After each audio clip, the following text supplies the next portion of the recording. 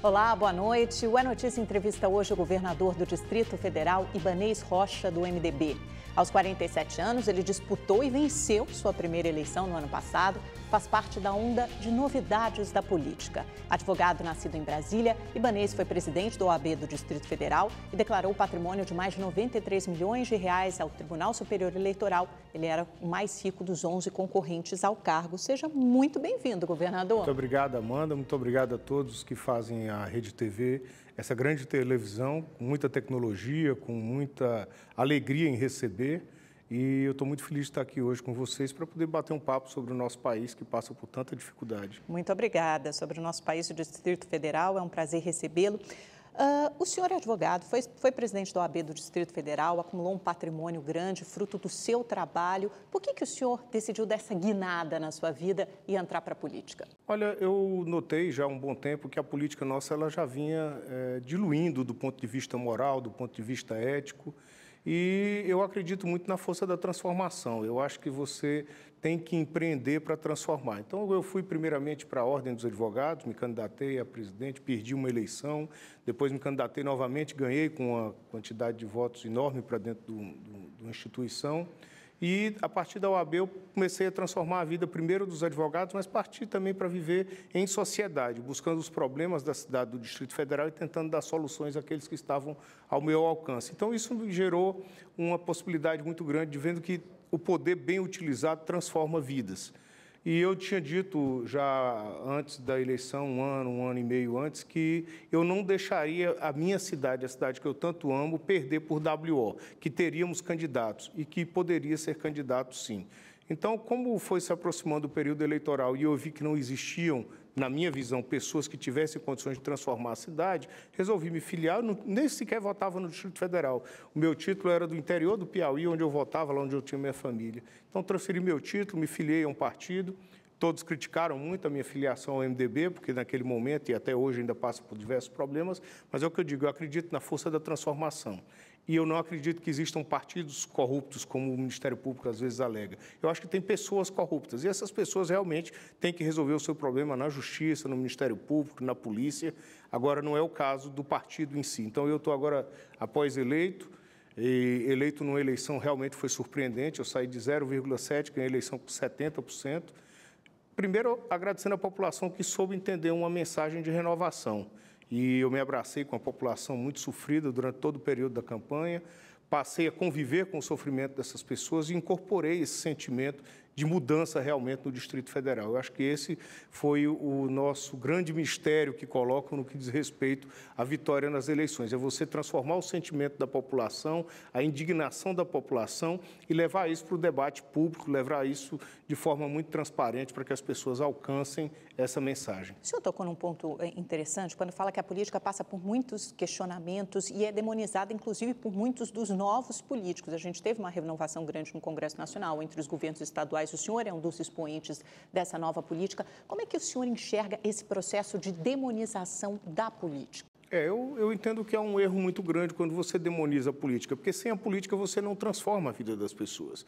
Eu acho que as urnas deram um exemplo muito grande do país que queria uma renovação. Agora, essa renovação tem que ser feita com responsabilidade, porque senão ela se torna o passado. Então, eu entendo que o Congresso Nacional hoje tem que se assentar dentro de uma política que tem que resolver a vida das pessoas. Então, por exemplo, e aí eu faço uma crítica aberta e já venho dizendo, você criar uma CPI da toga num momento desse, você gera uma instabilidade jurídica que é inadmissível e totalmente sem fundamento o pedido de CPI. Nós não tratamos de nenhum caso lá de corrupção explícita, não tem nenhum magistrado... É a CPI do Supremo, né, para investigar abusos, pense o que é isso agora. Você, o Congresso Nacional, recém-eleito, em vez de tratar de uma pauta econômica, de uma pauta social, de uma pauta de desenvolvimento, se volta e faz uma CPI contra o Judiciário. O senhor acha que isso atravanca todo o processo de votação? Isso atravanca todo o processo de votação, isso traz instabilidade.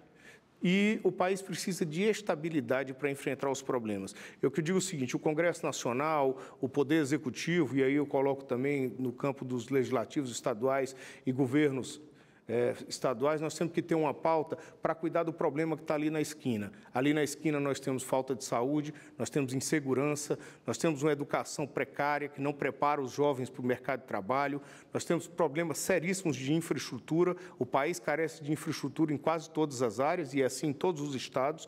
Então nós temos que criar uma pauta que tire o problema que está ali na esquina e que a gente resolva esse problema. Então não é CPI da toga, não é prisão de um presidente da República que vai trazer estabilidade política para esse país.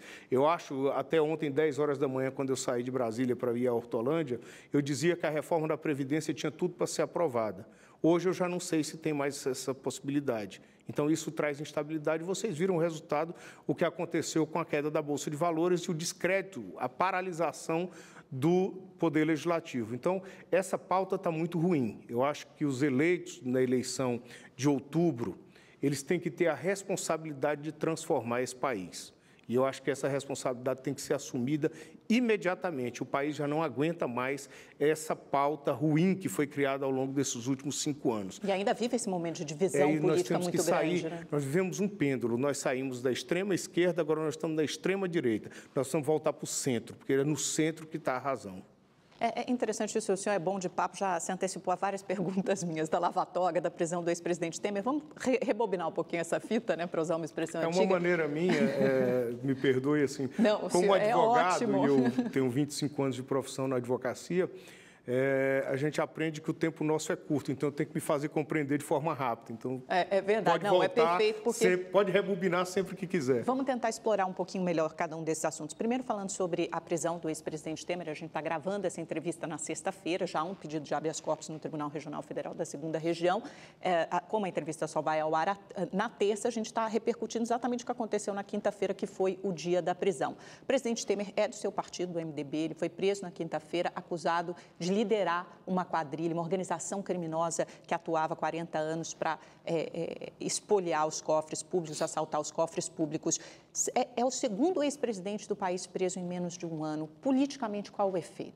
Isso é uma instabilidade total. Eu acho que a prisão do presidente Temer foi um grande absurdo que aconteceu. Eu li o decreto de prisão como um todo e quero deixar claro que ali não tem nada de fato novo, não tem ocultação de provas, não tem tentativa de se evadir, sempre esteve à disposição do Judiciário, do Ministério Público. Ali simplesmente foi um escracho com a classe política, entendeu? Essa decisão ela é absurda, é uma decisão que o estagiário de direito vê que não tem fundamentação. Então, nós esperamos muito aí, tenho certeza, não sei qual vai ser o resultado junto ao Poder Judiciário, que isso seja revogado imediatamente.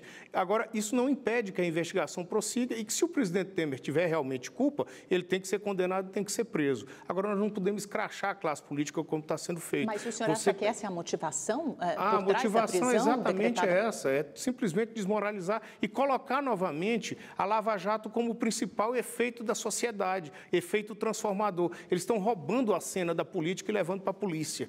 É uma reação da Lava Jato? As últimas decisões que têm sido ruins, eles têm que prestar como a do atenção no Supremo? seguinte, a Lava Jato é boa, ela serviu ao país? Sim, ela trouxe para a tona, para a clareza, um esquema político que tentou se instalar para permanecer no poder. Isso é uma grande realidade. E utilizaram os cofres públicos para se manterem no poder. Perfeito, a Lava Jato tinha que fazer isso. Agora, a partir do momento em que procuradores, em que o judiciário tentam ter o protagonismo na cena política, aí eles passam a errar. E aí erram com o país todo, porque pegam toda uma política que vem aí com o presidente Bolsonaro, com a renovação do Congresso Nacional, com a renovação dos executivos e coloca isso tudo num cenário de que todos os políticos são corruptos. Mas o senhor enxerga essa decretação da prisão como uma reação, por exemplo, à decisão do Supremo de transferir todos os processos de Caixa 2 e crimes conexos para a Justiça Eleitoral? Sim, é essa. A reação é exatamente essa. É uma demonstração de poder. Eles querem continuar com o poder que eles adquiriram ao longo desses últimos 5 anos.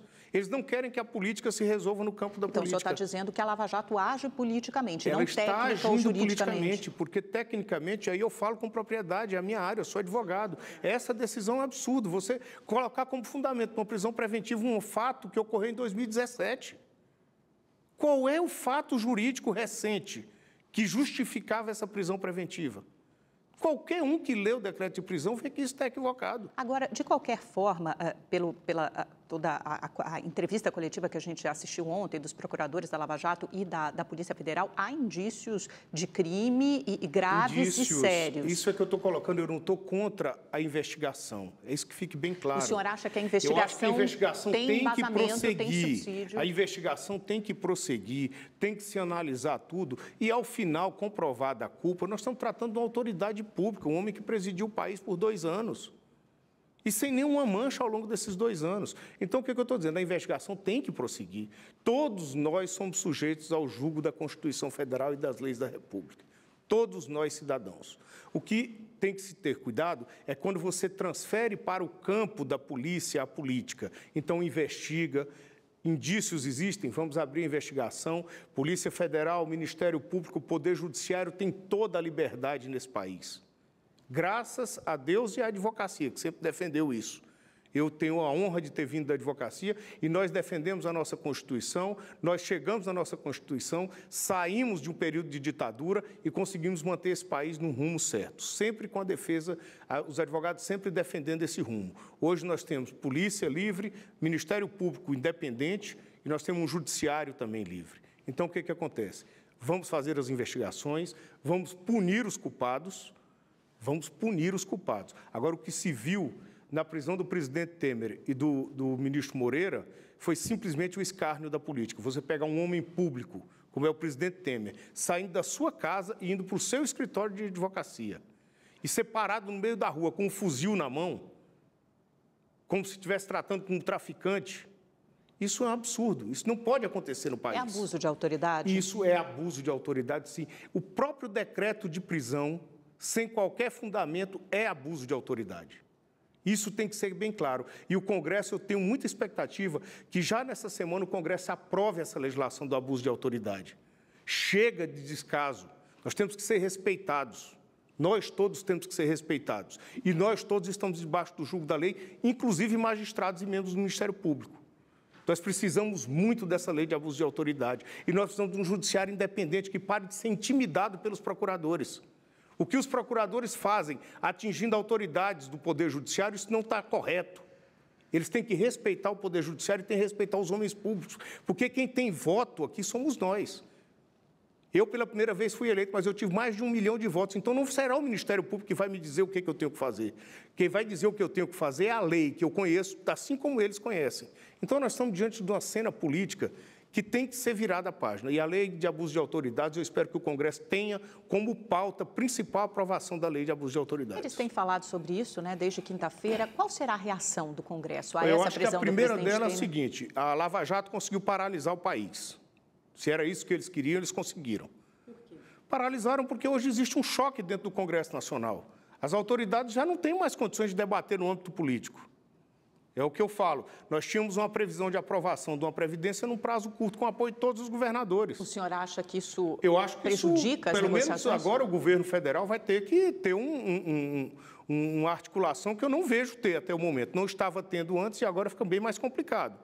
Nós estamos falando aqui da prisão do Moreira, que é simplesmente sogro do presidente da Câmara. Qual é o ambiente que existe para se trabalhar hoje dentro do Congresso Nacional? Sendo que o presidente da Câmara já estava muito irritado com o governo antes desse episódio. E agora está muito mais. Basta se ver o embate dele com o ministro Moro. Quer dizer, eu não sei qual é a situação política e como o governo vai reverter essa situação. Mas eu vejo com muita preocupação, porque nós precisamos de mudanças estruturais e eu não estou vendo o ambiente para que elas ocorram. Então, eu acho que a decisão foi equivocada, não só por se tratar do presidente Temer, mas eu acho que hoje eu posso lhe afirmar, não existe ambiente na política para se aprovar nada no Congresso Nacional, a não ser a lei de abuso de autoridade. E a reforma da Previdência, então, fica paralisada, na sua opinião? O relator ainda não foi nomeado na CCJ. Começou a se verificar que não tem nem relator nomeado.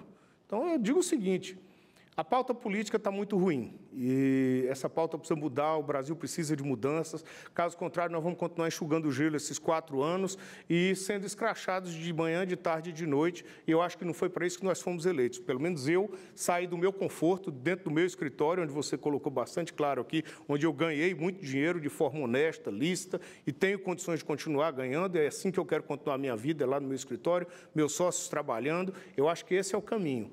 Agora, eu não saí do meu conforto para não transformar a vida das pessoas. E é isso que eu tenho feito desde o primeiro dia, aliás, desde o dia que eu me elegi. No dia seguinte, eu já estava trabalhando, consegui, com o presidente Temer, um encaminhamento de 2 medidas provisórias de suma importância para o Distrito Federal, uma levando a junta comercial. O Distrito Federal era o único estado da federação que a junta comercial era federal. O presidente encaminhou a medida provisória 861, encaminhou a 862, permitindo também, que era o único estado da federação que não poderia se transformar numa região metropolitana, alterando o Estatuto das Cidades, permitindo, porque ali nós temos um entorno com mais de 3 milhões de habitantes, com problemas enormes. Então, quem vê Brasília, plano piloto, não sabe o que nós temos na esquina. Porque os problemas ficam concentrados justamente no entorno, na cidade satélite. Então, nós estamos trabalhando desde o primeiro dia após a eleição para trazer tudo aquilo que a população do Distrito Federal precisa. E conseguimos já muitos avanços. Eu recebi, por exemplo, no dia 1º de janeiro, eu tinha mais da metade das delegacias da cidade funcionando somente de meio-dia às 19h.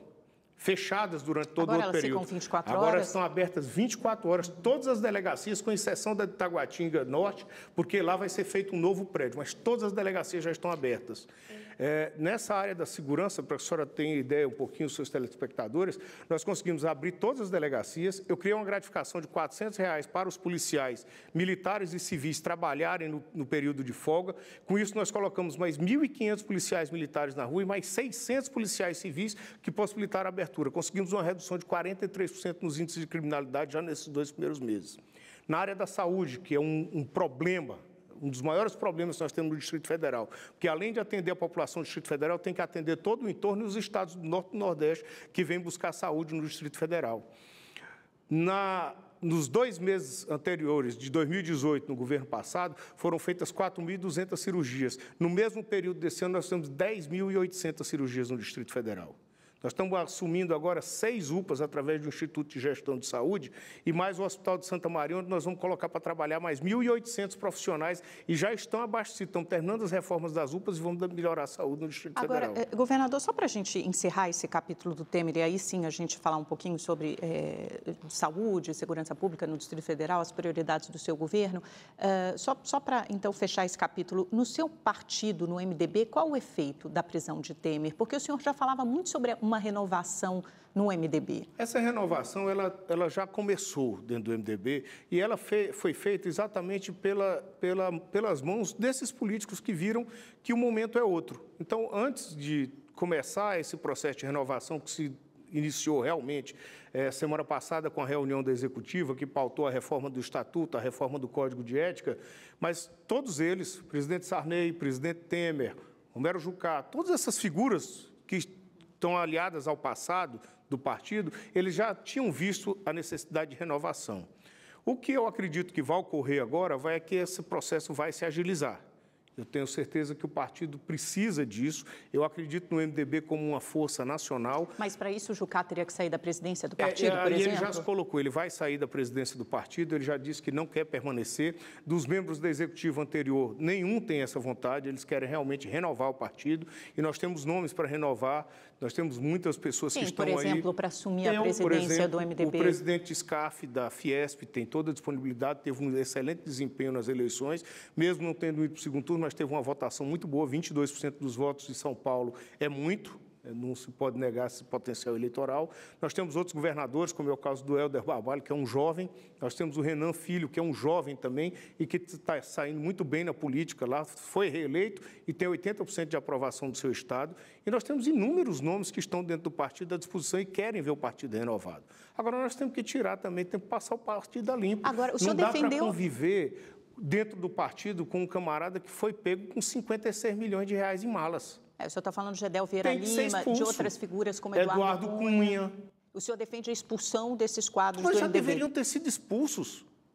Já deveriam ter sido expulsos. Nós não estamos tratando de um camarada que está sendo investigado, como é o caso do presidente Temer. Então, o senhor não defende a expulsão do Temer, por exemplo? Ele está sendo investigado e ele não foi pego com 56 milhões de reais em malas. Existe uma diferença. Nós temos que ter pesos para isso. Agora, se o Ministério Público comprovar que ele roubou durante 40 anos, também vou defender a expulsão dele. Agora, isso tem que ficar comprovado. É diferente, a situação é diferente. São 2 pesos aí que tem que ser colocados, cada um na sua balança correta. O senhor cogitaria sair do partido se não houver essa reestruturação, essa renovação? Olha, eu quero deixar bem claro que eu entrei no partido que eu acredito que tem capilaridade. Ele tem, hoje, 1.050 prefeituras ainda. Dizem que ele encolheu muito, mas ele tem 34 deputados de uma base unida. sob a liderança do Baleia Rossi, que é o deputado daqui de São Paulo.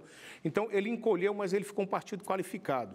Nós temos hoje no Senado Federal o maior bloco, conseguimos constituir, juntamente com o senador Eduardo Braga, construímos o maior bloco dentro do Senado, o que nos possibilitou estar à frente das principais comissões do Senado Federal, Constituição e Justiça, Comissão de Orçamento, Comissão de Educação. As principais comissões hoje são dominadas pelo MDB. Então, eu acredito na renovação do MDB. Acredito muito.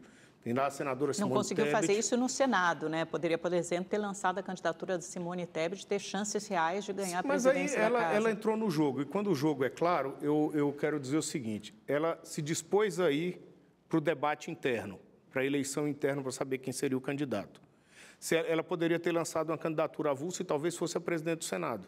Mas ela entrou no jogo, foi para o debate interno e perdeu para o senador Renan. Então, ela topou o jogo, aceitou e continuou no partido, independente de qualquer coisa. É uma das senadoras mais respeitadas que nós temos no Congresso Nacional e certamente uma liderança que vai estar ao nosso lado nessa renovação do MDB. Agora, o que eu quero dizer é o seguinte, eu não sou atrelado ao MDB. Eu escolhi o MDB para me filiar. Se o MDB não topar uma renovação de verdade, aí também eu não sei se irei para outro partido. Eu acho que eu vou, juntamente com esses que querem realmente renovação na política, criar um partido e colocar as nossas ideias em prática. Eu acho que nós temos que, primeira coisa no MDB, nós temos que escolher as pautas. O MDB é um partido hoje que não tem pautas. Então, nós temos que saber o que nós queremos para a educação, o que nós queremos para a segurança do país, o que nós queremos para a economia brasileira. Se nós somos favoráveis ou contrários à reforma da Previdência, nós temos que ter pauta. Eu acho que o partido tem que ter pauta e pauta única. O partido fez um pouco isso com aquele manifesto antes do Temer assumir a presidência, né? A ponte para o futuro, e aí colocou algumas metas, parou, principalmente né? na economia. Eu acho que o presidente Temer ele foi atrapalhado. Nós teríamos condições com o presidente Temer ali naquele momento, quando ele assumiu, de ter aprovado, inclusive, a reforma da Previdência. E aí veio aquela pataquada do Joesley, as duas né? denúncias. Aquelas denúncias do Joesley, que todos hoje já desconfiam daquela delação, que foi tudo montado, tem vários questionamentos em relação àquela delação, que colocou o país novamente na bancarrota. O presidente Temer conseguiu fazer uma reforma trabalhista que era impensável em outros tempos e teríamos conseguido avançar com a reforma da Previdência e o país hoje estaria pronto para crescer. Colocou pelo menos o tema em debate, né? Tanto que hoje você já aproveita um trabalho que foi feito no governo anterior. Voltando um pouquinho para o Distrito Federal, vamos falar um pouquinho, porque depois a gente volta então e fala da reforma da Previdência, das perspectivas e também de como os estados são impactados pelo projeto aí proposto pelo governo Bolsonaro.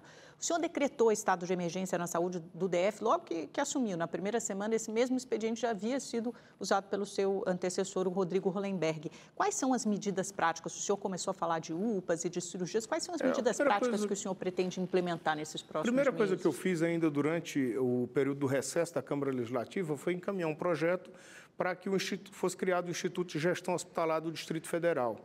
E aí, dentro desse projeto, nós incorporamos a esse Instituto de Gestão, além do Hospital de Base, que já estava anteriormente, 6 UPAs, que são UPAs de grande porte, e mais o Hospital de Santa Maria. Então, isso nos dá um modelo de gestão mais rápida, tanto na questão das contratações, quanto principalmente na questão de medicamentos, reformas. Então, nós já estamos preparando aí na área da saúde isso. Agora, eu quero acabar com o decreto emergencial agora nos 100 dias de governo. Eu acho que não dá para se administrar com decreto emergencial. Ele facilita compras, facilita reformas. Licitação, etc. É isso. Mas o que eu pedi dentro da secretaria, o secretário Osney tem seguido isso à risca.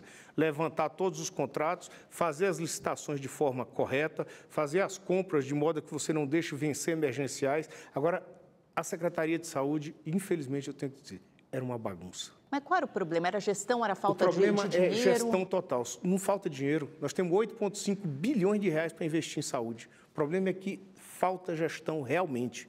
E preste atenção no que eu vou dar aqui 2 exemplos. A folha de pagamento de 36 mil servidores da saúde é feita através de planilha Excel. Vocês aqui que são a rede tecnológica, vocês sabem o que é isso, né? É você ter que lançar à mão tudo o que aconteceu. Isso não existe, não tem um sistema de tecnologia para acompanhar. Então, nós estamos licitando agora, vamos comprar tecnologia para fazer todo o acompanhamento de pessoal. Então, o médico vai entrar para trabalhar, ele vai passar o rosto dele no visor e se ele entrar e sair, vai estar computado. E isso tudo vai para dentro do sistema de folha de pagamento. Vou lhe dar um outro exemplo do que é falta de gestão. Nós temos 300 servidores para comprar 4.500 itens na saúde. Você sabe o que é você comprar 4.500 itens? Não tem um sistema de logística dentro da Secretaria de Saúde. Então, medicamentos se perdem, a câmara fria não funciona, tem que estar correndo para as empresas de logística que tem lá para poder botar os medicamentos quando cai. Então, quer dizer, não existe gestão.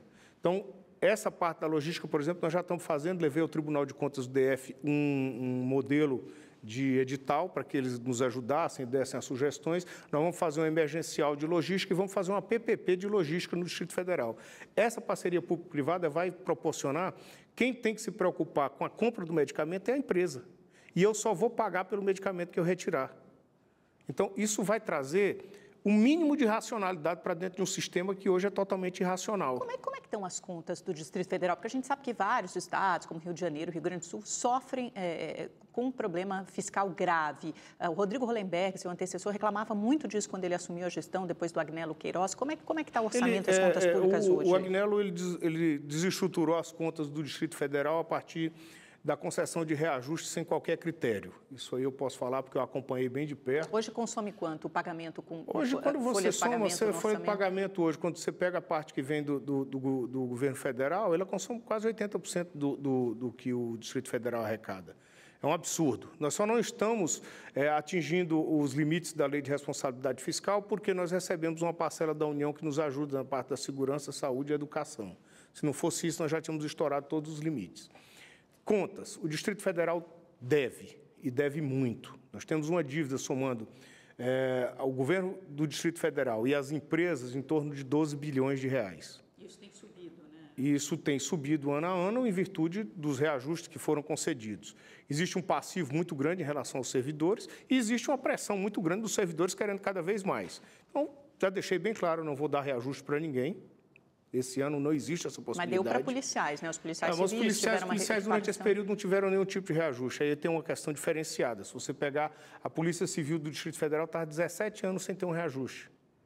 Tá bem, ganhavam bem, por isso aguentaram durante esse período. Polícia Militar teve um auxílio moradia que foi concedido aí ainda no governo Agnello e eu estou tentando melhorar essa questão das forças de segurança. A partir desse ano, o que eu quero fazer é o seguinte, eles têm uma terceira parcela do reajuste ainda do Agnello que não foi concedido, tem vários processos judiciais já transitados em julgados que determinam o pagamento. Então, eu quero fazer um escalonamento com todas as categorias, inclusive o pessoal da educação, para que a gente comece a pagar o passivo. Já que tem essa última parcela, vamos começar por aí. E, a partir do próximo ano, nós vamos ter, sim, um programa de reestruturação das carreiras no Distrito Federal e conceder algum reajuste. Mas, esse ano, nós temos que equilibrar. Eu tenho que economizar 2 bilhões de reais e tenho que aumentar minha arrecadação em 2 bilhões. Eu preciso Qual é o de 4. tamanho do orçamento, só para ter uma... O orçamento é em torno de 80 bilhões de reais, quando você soma toda a parte do governo do Distrito Federal, mais a arrecadação e algumas coisas que você tem do governo federal. Então, hoje tem 65, com os acréscimos que nós vamos fazer aí ao longo do período, nós queremos chegar a 82 no final, não sei se no final desse ano, mas no final do próximo ano. Para isso, eu estou fazendo um programa de investimento muito grande, desburocratização, buscando novas empresas, trazendo tudo aquilo que é possível trazer para o Distrito Federal. Estou fazendo um programa de aceleração de obras, chamei o pessoal da Secretaria de Regularização, estamos fazendo uma regularização fundiária que nunca existiu no âmbito do Distrito Federal e também investindo muito na questão das parcerias público-privadas. Eu vou dar um exemplo aqui. Nós já conseguimos destravar o autódromo do Distrito Federal, que está lá fechado e abandonado, através de uma PPP, o contrato deve ser assinado até o final do próximo mês. Conseguimos a licitação do Arenaplex, que é aquele complexo do estádio, o ginásio Nilson Nelson e Cláudio Coutinho. Vai ter mais um boulevard, também já vai para a mão da iniciativa privada, está na fase final, o contrato ainda deve ser assinado esse mês. Então, eu estou fazendo um programa de PPP. Dá para fazer alguma coisa? Exatamente, o Mané Garrincha está entrando dentro dessa PPP do Arenaplex.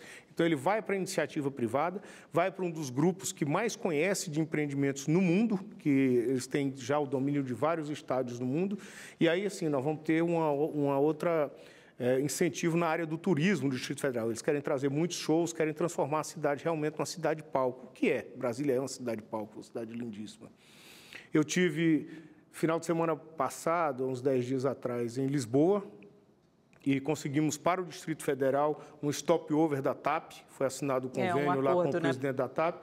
Então, nós conseguimos 10 dias, 5 dias para Brasília E mais 5 dias nós estamos incluindo, eu já tive em contato com os governadores do Centro-Oeste, você vai poder ir de Brasília para o Pantanal, eles não têm voo direto internacional, para a cidade de Bonito, em Mato Grosso do Sul, então estamos incluindo Mato Grosso do Sul, Mato Grosso e para Tocantins também no Jalapão. Sem contar que ali em Goiás nós temos as riquezas que nós partilhamos, como é a casa da Chapada dos Veadeiros, nós temos Pirinópolis. Então, nós estamos juntando todos aí para fazer um grande stopover, trazendo para Brasília. Aí, a previsão da TAP é que a gente tenha pelo menos 20 mil turistas estrangeiros conhecendo Brasília e esses destinos turísticos. Então, eu estou fazendo um investimento muito alto nessa área do turismo, porque eu acho que essa é uma política muito boa para a cidade.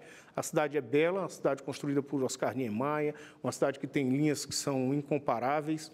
E tem tudo aquilo que a gente pode oferecer. Nós temos turismo religioso. Tem um programa de audiovisual também, né? Tem toda essa área que está sendo feita. A área do audiovisual, para que vocês tenham ideia, nós já estamos semana que vem registrando o terreno, nós vamos trazer todas as TVs para dentro de uma mesma área, já está lá separado, o projeto foi apresentado, a Rede TV foi convidada e certamente vai estar junto conosco nesse empreendimento. Então, nós vamos fazer um grande polo do audiovisual, nós estamos preparando uma bela legislação do audiovisual também para colocar isso para o público do exterior, que queira vir para Brasília, e eu tenho certeza que nós vamos conseguir tirar a cidade dessa dificuldade financeira que ela passa, e principalmente, esse é um projeto que eu tenho, é tirar a dependência do Distrito Federal do governo federal. Eu acho que esse é um grande projeto que vai demorar, é um projeto que não é de um governo só, mas eu espero que, colocando nesse rumo, os próximos governantes que vierem a assumir a cadeira do Palácio do Buriti, eles coloquem isso como uma meta. Ter mais receita, arrecadação própria. Ter receita, ter arrecadação, ter emprego, ter uma nova vida dentro da cidade, tirar aquela vida de dentro do plano piloto, de dentro dos prédios e dar vida para a nossa cidade, trazendo emprego. Porque você tem uma ideia disso que está feito. Eu tive semana em Hortolândia, visitando a EMS, que é a maior indústria farmacêutica desse país, e eles estão aí para construir uma nova planta. E já assinamos um protocolo de intenções e eu quero levar isso para Brasília. São 540 empregos diretos, mais 1.500 empregos indiretos e um faturamento de 2 bilhões de reais, que é o que eles querem faturar na venda de medicamentos. Então, eu não posso deixar que isso passe sem mostrar a Brasília, que é um centro de distribuição não só para a região norte e nordeste, mas nós estamos no centro do Brasil. Do Brasil, tem uma localização estratégica. Da América Latina. Se você analisar, e quem me disse isso foi o prefeito de Miami, em uma visita que nos fez, eu sempre falava que Brasília estava no centro do Brasil. Eles, não, vocês estão no centro da América Latina, vocês estão a 2.000 quilômetros de qualquer capital da América Latina. Olha só a visão. E foi assinado um convênio, o aeroporto de Miami com o aeroporto do Distrito Federal, que as mercadorias, 60% das mercadorias dos Estados Unidos saem através do aeroporto de Miami para o Brasil. Então, eles assinaram um convênio, os 2 aeroportos, mais a Anvisa, que a mercadoria que sair de lá e vier para Brasília, e aí outra coisa que eu vou trabalhar muito é nesse polo de cargas, ela já vai sair pré-alfandegada. Então, em vez de ter toda aquela burocracia da alfândega, que demora até 15 dias, eles vão entregar em até 48 horas a mercadoria para as transportadoras. Governador, como é que fica a questão da segurança, né? A gente está gravando a entrevista na sexta-feira e hoje foi dada a notícia de que o Marcola, um líder aqui do PCC de São Paulo, quer dizer, que já tem todos os braços, né, nos outros estados e até fora do país, foi transferido para um presídio federal de Brasília e, simultaneamente, uma outra operação, a Operação Continuum, prendeu 7 lideranças do PCC, muitas delas no Distrito Federal, com mandado de busca e apreensão também em São Paulo. Como é que está essa questão de segurança em Brasília? Como é que o senhor vê essa transferência do Marcola para lá? Eu estou fazendo a minha parte na questão da segurança. Como eu falei um pouco antes, eu já abri as delegacias, coloquei mais policiais na rua, vamos fazer concurso para policiais. Agora, eu recebi com muita tristeza a ligação do ministro Moro me comunicando a transferência desse criminoso para o Distrito Federal. Primeira coisa é que só existe no Brasil isso, essa é uma jabuticaba nossa, tá? Você tem um presídio federal a 6 quilômetros do Palácio do Planalto. O Washington não tem presídio federal. Então, quer dizer, eles querem que eu dê segurança para mais de 180 organismos internacionais, embaixadas que estão lá, todos os congressistas, o presidente da República, com o PCC dentro da cidade. Por que Brasília? O ministro Moro justificou? Acham que assim, eles não conseguem dar segurança em outro local, aí vamos levar para Brasília, porque aqui fica mais fácil da gente olhar. Só que tem Rio Grande do Norte, tem uma série de outros presídios federais. O crime organizado, ele chega nesses locais com muita facilidade. Quer dizer, essa prisão desses 8 integrantes do PCC no Distrito Federal... A ponto que o PCC já está aí, ele já está lá e nós temos todos os levantamentos e eu tenho disponibilizado isso para o Ministério da Justiça. Não é crível que você tenha um presídio federal dentro da capital da República. Eu estou levantando um movimento muito grande, junto com a sociedade civil, e eu vou fazer com que o presidente Bolsonaro compreenda a inviabilidade. O presídio federal tem que ser nessas ilhas, bem longe. O senhor teme que Nós temos que ter Guantánamo para presos dessa natureza. Eu temo pela segurança das autoridades do Distrito Federal. O senhor teme que o PCC expanda suas operações em Brasília? Mas está expandindo, eles estão esquecendo que eles esquecem que Brasília tem os mesmos problemas dos outros estados. Nós temos ali na nossa fronteira, dessa região metropolitana que eu falo, uma pobreza enorme, nós não temos segurança nenhuma. Nós temos cidades como Lusiânia, Águas Lindas, cidades que estão ali no entorno que não têm segurança. Tem cidade que tem 4, 5 policiais no final de semana. Você tem fuga de presos em Lusiânia quase que todo final de semana.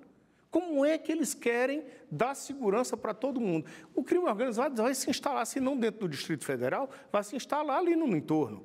E eles entram com tudo, eles compram posto de gasolina, fazenda, casa, levam famílias. E aí o ministro já estão fazendo isso. Já estão fazendo. Aí o ministro vira para mim e diz, não, mas o acesso lá dentro do presídio é extremamente controlado. Isso não existe, isso é falácia. Ele só vai ser controlado quando um cara desse estiver isolado, lá dentro de uma ilha, longe. Um presídio tem que ser longe. Até para a pessoa chegar lá e ele ser identificado à distância. Não dá para ser no Distrito Federal. Recebi com muita tristeza e vou lutar muito para tirar todos esses presos federais de lá e trazer o presídio. Venho aqui para o Distrito Federal, eu assumo o presídio, nem que a gente tenha que fazer uma compensação financeira. Agora, é inadmissível que, com o esforço que nós estamos fazendo para trazer segurança para a nossa população, o governo federal cometa um absurdo desse com a população do Distrito Federal. Nós estamos falando da capital da República, meus amigos. Acho que muitas vezes se esquece que Brasília é a capital da República. Governador, vou pedir licença um minutinho, nós vamos para um rápido intervalo. Em seguida, voltamos para falar de reforma da Previdência. Não saia daí, rapidinho. Olá, estamos de volta com o governador do Distrito Federal, Ibanez Rocha. Governador, vamos falar um pouquinho sobre Previdência, que afeta diretamente os estados. Eu sei que o senhor tem algumas ressalvas, algumas críticas em relação ao texto apresentado pelo governo Bolsonaro. Em linhas gerais, o que o senhor achou da reforma da Previdência? Bom, eu achei que o projeto foi um projeto muito amplo. Eu acho que isso dificulta um pouco a discussão. Mas nós temos uma ideia de, no geral, e é isso que os governadores têm colocado, e eu acho que isso está muito claro para todos, nós queremos a aprovação da reforma da Previdência. Ajustes precisam ser feitos, porque você não pode falar em reformas que elas não tenham, elas só pensem no conteúdo financeiro e também não pensem no social. Então, vocês vão apoiar, vocês vão batalhar junto às bancadas dos seus 27 estados? Os governadores estão determinados em apoiar a reforma da Previdência. Ajustes que precisam ser feitos, eu vou citar alguns, por exemplo. Eles foram muito amplos nisso e precisam rever. Você pega, por exemplo, a questão do Nordeste e do Norte. Tem municípios no Norte e no Nordeste que 90% da arrecadação do município vem da Previdência, vem do pagamento de aposentadorias. E essas aposentadorias estão ligadas exatamente à área rural. Então, nós temos que tomar muito cuidado, porque quando você diz que vai pagar R$600 por ano, você não imagina o que são R$600 na renda de um trabalhador rural. É quase impossível que alguém vá se aposentar. E vai sobrar para quem essa despesa? Vai sobrar exatamente para os municípios, que vão ter que dar assistência, e para os estados. Então, algumas coisas precisam ser rediscutidas dentro da Previdência. E é isso que os governadores estão se colocando à disposição para aprimorar e facilitar o debate no que diz respeito à reforma da Previdência. Questões como a idade, todos nós apoiamos. Questão como o aumento da contribuição, todos nós apoiamos. Do funcionalismo público. Do funcionalismo público. Agora, tem algumas ressalvas. Eu vou colocar algumas ressalvas. Você coloca, por exemplo, a questão das professoras. Nós não podemos, num país que precisa tanto de educação, desestimular os professores. Porque a aposentadoria nova seria uma idade de 60 anos. Exatamente. O senhor acha tarde? Eu acho tarde para uma professora que passa a vida toda dentro de uma sala de aula, que tem o trabalho que faz externo, corrigindo provas, arrumando cartões, montando programas. É muito trabalho. Então, tem algumas coisas que precisam ser consideradas. Mas ainda assim abaixo da aposentadoria geral, né? Isso. 62 para mulheres e 65 para homens. Nós teríamos que pensar realmente numa fórmula aí que não prejudicasse tanto aquelas pessoas mais carentes. Então, esse é o entendimento meu. Eu acho que na parte do funcionalismo público, o governo avançou muito. Eu acho que isso Como é que isso fica para Brasília? Porque grande parte da população de Brasília é de funcionários públicos e a gente sabe que eles fazem um lobby muito forte no Congresso. Eu, inclusive, passei a minha vida advogando para servidores públicos. Pois é, e aí é uma proposta de aumento de idade, aumento de alíquotas até 22%. Eu acho o seguinte, hoje o servidor público sabe que a Previdência está quebrada. Algumas fórmulas foram criadas já. Por exemplo, eu cito umas que eu acompanhei bem, que foi a criação do FUNPRESP, do Executivo e do Judiciário. A fórmula foi tão bem feita que hoje a grande maioria dos servidores que estavam nos regimes anteriores migraram para essa forma de capitalização. Por quê? Porque o resultado financeiro está sendo bem maior. Mas isso foi feito com muito incentivo, com recursos, através de um artigo que foi colocado dentro, que permite um contrato de pagamento futuro.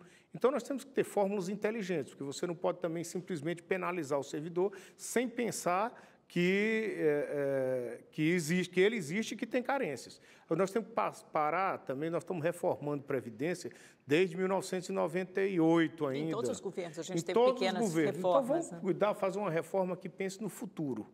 Nós temos que pensar Previdência para 50, para 100 anos. Eu acho que é assim que se faz o pensamento da Previdência. Esse texto que o governo imagina, uma economia de R$1 trilhão que o Paulo Guedes põe ali, quase como uma questão de honra, é viável? Eu acho que não. Sinceramente, eu acho que nós não temos ambiente hoje. Eles foram muito amplos na reforma. Eu, se tivesse a oportunidade de ter tocado no assunto, ou tivesse nos ouvido, eu escolheria 4 a 5 temas que teriam um impacto imediato, que seriam facilmente aprovados dentro do Congresso. A medida é tão ampla que ela mexe na Constituição até para tirar o foro universal que o Distrito Federal tem, judicial. Eles mexem no artigo 109, porque hoje, se você quiser ajuizar uma ação contra a União, você pode ir a Brasília e ajuiza, independente de onde você morar. É foro universal. Até nisso eles estão mexendo. Vão ter problemas junto com a AJUFER, que é a Associação dos Juízes Federais de lá. Então, eles conseguiram comprar briga com todas as categorias. Isso é muito ruim. Você tem que escolher e focar. O que é importante nesse momento? Eu acho que o aumento da idade é importante, o aumento das alíquotas é importante. A moralização do sistema de concessão de aposentadorias é importante, inclusive na área rural. Nós temos que tirar da mão do sindicato, é o sindicato que dá o atestado. Isso eu concordo plenamente. Então, tem muitas coisas que eu concordo, outras eu discordo. Tem uma que eu discordo frontalmente, já disse isso para o ministro Paulo Guedes, é você abrir a Previdência para os bancos privados. Quer dizer, eu vou pegar o dinheiro público, que já não existe, e vou entregar para o banco privado. Está lá essa previsão. Nós temos que criar as previdências complementares, mas dentro do público. É a única forma que você tem de fazer poupança pública. E a reforma... Aí você entrega para um banco privado que não tem compromisso. A reforma dos militares, que chegou um mês depois, também criou um clima ruim, um mal-estar no Congresso, justamente por achar que você tinha a reforma, o que vai ser economizado com a Previdência, em torno de 96 bilhões, e aí você tem o que vai ser gasto com a reestruturação da carreira de 86, o saldo é de 10 bilhões, uma economia perto de uma reforma de 1 trilhão. Muito ruim. Ficou uma mensagem muito ruim para o Congresso, ficou uma mensagem muito ruim para o momento. E quando da apresentação da proposta pelo Rogério Marinho e pelo ministro Paulo Guedes, num fórum de governadores que nós tivemos no mês passado, eu já naquele momento eu alertava, olha, sem ter a reforma dos militares, sem que eles também passem por um processo de reestruturação que mostre para a sociedade a vontade de economizar, vocês vão conseguir mais um problema. Então, nós estamos tentando ajudar o governo federal. Nós, governadores, estamos tentando ajudar o governo federal. Vocês têm uma reunião agora... Mas o que ocorre? O governo federal... ele está de portas fechadas para os governadores. Eles parecem que não querem que nós participemos do diálogo. Mas vocês já tiveram várias reuniões, vão ter outra agora dia 26. Nós temos o nosso fórum, nós temos discutido essas questões, mas o que acontece? O governo federal chega com um pacote dele completo, sem consultar os governadores. E nós estamos aqui dispostos a ajudar. É isso que está faltando. Eu disse isso ao Rogério Marinho no encontro que eu tive na Fiesp com ele. Eu estou aqui... E nós, governadores, é o sentimento de todos nós, governadores, e aí eu falo de todos, desde o Wellington, que é do PT, ao Flávio Dino, que é do PSB, todos estão dispostos a ajudar. Dória tem colocado isso de forma muito clara e transparente. Então, nós, governadores, estamos dispostos a ajudar. Agora, nós temos que chegar no debate. Nós temos que ser ouvidos. O que vocês vão pedir nessa reunião agora do dia 26 de março? Essa do dia 26 é uma reunião dos estados para com o governo. Nós temos muitas carências e o governo tem sido muito cruel. Não esse, mas os governos ao longo do tempo. Veja só um assunto. Você tem um fundo penitenciário que tem 8 bilhões de reais em caixa. Tinha, né? Porque depois eles arrecadam e jogam no orçamento. Para esse ano tem a previsão de mais de 1 bilhão. Quem é que quer construir penitenciária nesse país? Nós precisamos investir em segurança. Então, esse FUNPEN, ele tem que ser alterado para colocar a mão do dinheiro na mão dos governadores. Mas você tem uma superlotação do sistema carcerário, Sim, que também mas é muito você, cruel. no momento né? que você tiver segurança pública de qualidade, você vai diminuir a superlotação, porque não vão praticar mais o crime. Então, para que eu vou investir só em presídio? Eu tenho que investir em segurança. Então, eles têm que descontingenciar e entregar esse dinheiro na mão dos governadores. Foi criado o Fundo Nacional de Segurança. O Ministério exige que a gente encaminhe um projeto de segurança para que eles aprovem. Eles não têm condições de aprovar os projetos. Eles têm que entregar, fazer uma legislação dizendo aonde tem que ser investido, manda o dinheiro para os estados, divide na forma do FPE, e aí nós vamos investir em segurança. É isso que tem que ser feito. São esses pedidos que os governadores estão levando. Pedido, por exemplo, como a questão da securitização dos débitos.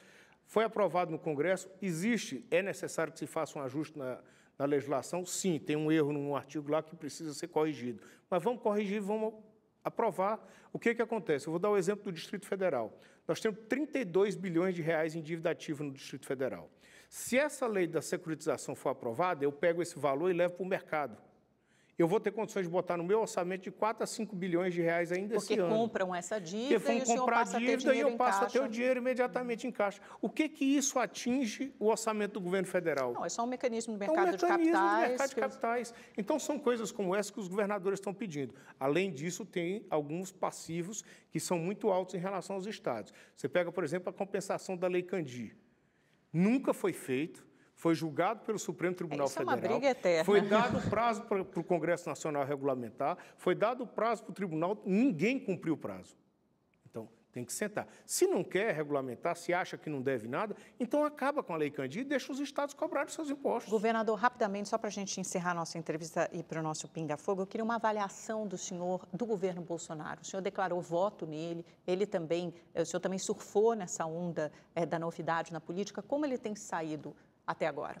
Olha, eu com muita sinceridade, nós todos governadores e eu de forma muito especial, estou torcendo muito e estou muito empenhado para que o governo Bolsonaro dê certo. Eu acho que o país não resiste mais a essas crises institucionais que nós passamos ao longo desses últimos anos, com afastamento de presidente, com denúncias de tudo quanto é natureza, com o presidente preso.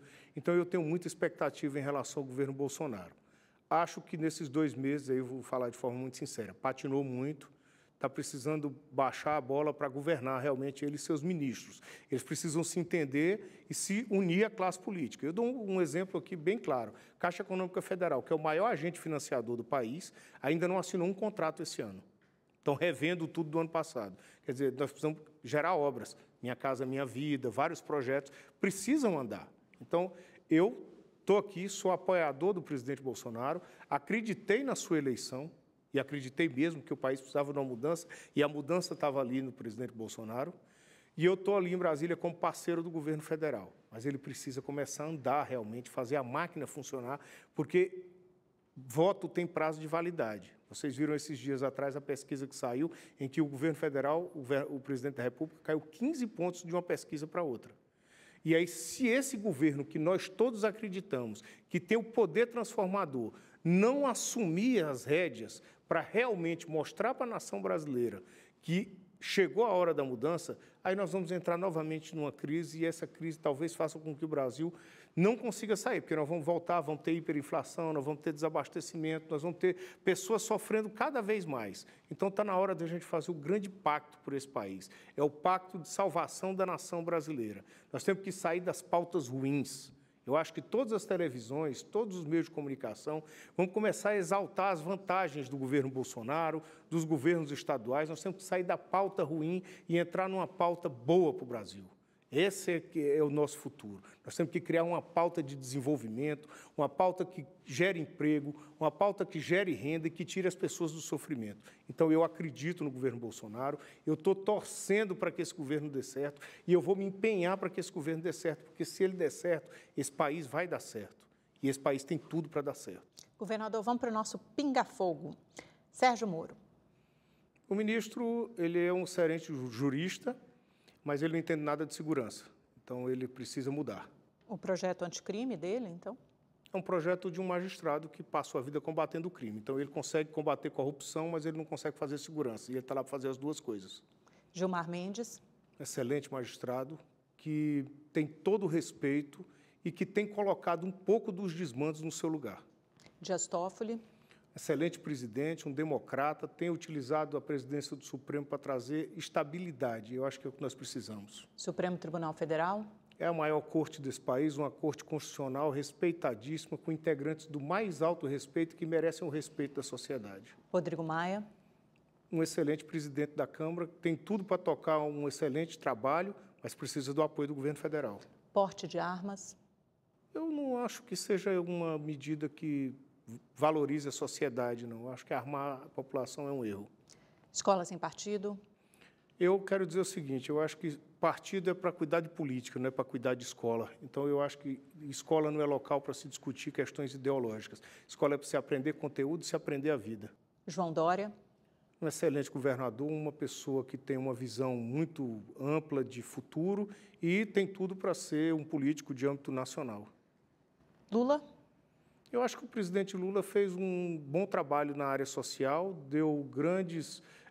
fez grandes avanços no país, dando educação, abrindo fronteiras que não existiam. Errou quando se entregou para a política, querendo permanecer na política a todo custo. Aí é um erro que ele, infelizmente, está pagando. Eu não gostaria de ver o presidente Lula preso. Eu preferia o presidente Lula solto e que ele não tivesse cometido os erros que fez para se manter na política. Temer. Temer foi um grande estadista que ainda vai ser reconhecido por esse país. O presidente Temer, em 2 anos, fez medidas estruturantes, colocou o país nos trilhos e, com certeza, vai sofrer o processo de investigação dele. Se tiver participado, tem que ser condenado. Agora, merece o respeito da sociedade brasileira. Nós temos que parar de demonizar a política. Bolsonaro. Tem tudo para ser um grande presidente da República, tem ideias claras, coloca elas de forma clara, mas ele precisa colocar o país para andar. Ele é a grande locomotiva que vai puxar o país. Então, ele tem que saber da responsabilidade que as urnas depositaram, porque senão nós vamos ter um outro problema, é a questão do pêndulo. Nós estivemos na extrema esquerda, agora nós estamos na extrema direita e nós temos que tomar muito cuidado de onde o pêndulo vai parar. Ibanez Rocha. Uma pessoa que acredita na vida, no poder da transformação. Eu venho de uma família pobre, lá do interior do Piauí, fiz minha vida estudando e eu acredito que é possível transformar a vida das pessoas. Então, eu vim para o governo, eu não recebo salário, eu ando no meu carro, moro na minha casa, viajo no meu avião, pago o meu combustível, a minha hospedagem dos meus secretários. Eu quero fazer política pelo prazer, quer dizer, eu gasto pelo prazer de transformar a vida das pessoas. Então, o Ibanez Rocha é um cara idealista e eu vou atrás dos meus ideais. Muito obrigada, governador. Foi um prazer conversar com o senhor durante essa quase 1 hora. Eu que agradeço a Rede TV, a você que é uma pessoa muito simpática, a todos os telespectadores. E vamos lá, gente, fé nesse país. É isso aí. Muito obrigada a você também pela sua companhia até essa hora. Terça-feira que vem tem mais um novo entrevistado, mais uma notícia. Até lá, boa semana. Tchau.